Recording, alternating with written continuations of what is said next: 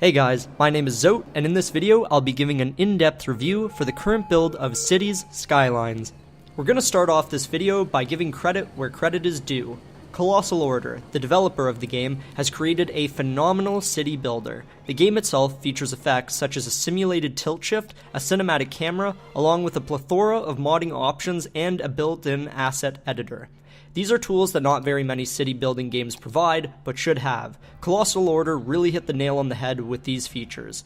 The game itself has been widely praised, having sold over 1 million copies and generating an overwhelmingly positive consensus from Steam users, along with porting the game for Linux as well as Macintosh.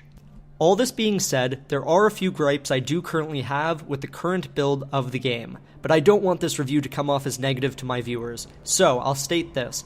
I'm a huge fan of Cities Skylines, but I think that there are a few design hitches, so with that, let's get into the gameplay. So, let's start off with the starting grid. A game in Cities Skylines will begin with the player having access to one square grid. As you progress through the game, you'll be given the option to buy even more plots of land to expand and grow your city.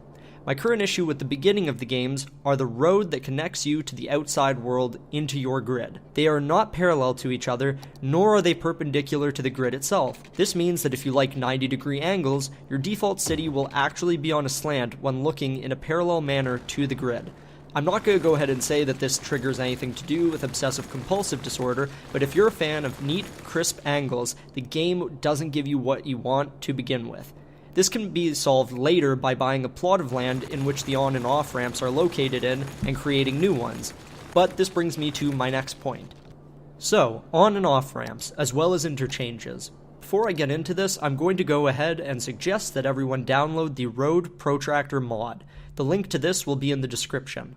This mod allows you to see the angle degree and the length of the road that you're making in cells. Cells being the game's length of measurement.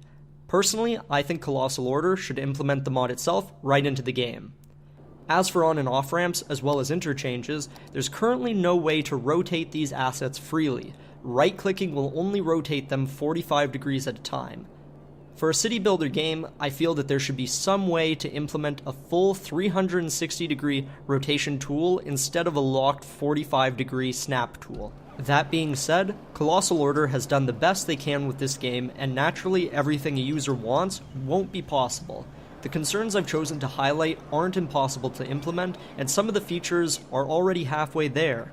The reason I've chosen to mention the concerns I have is because I believe that Colossal Order can fix these issues and thus provide a better gaming experience for those of us who have bought the game.